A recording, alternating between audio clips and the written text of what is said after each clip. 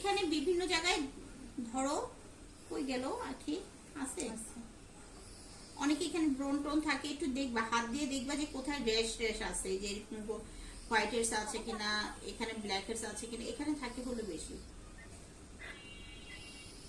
একা একা কি করো সারাদিন, সময় কাটে?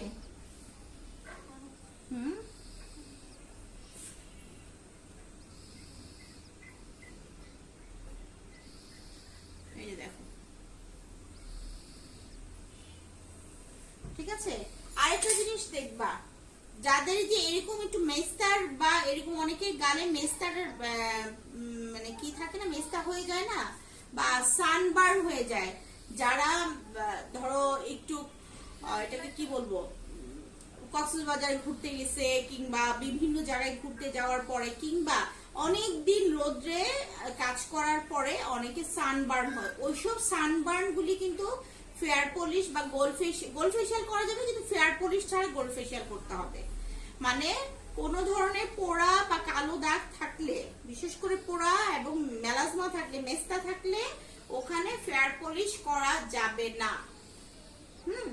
বোঝাতে পারছি? ফেয়ার পলিশ করা যাবে না। আচ্ছা, এখন একটু জেল দেই, একটু জেলটা পোড়া দাগ আর করতো কোনো পোড়া দাগ কিংবা ওই সানবার্ন আছে, সানবার্ন, তারপরে হলো তোমার এই যে মেস্তা, ওইসব জায়গায় আমার এখানে আছে না পলিগুলো, হালকা একটু চলে যাবে, ওইসব জায়গায় কিন্তু ফেয়ার পলিশ করা যাবে না, আরো বেশি হবে।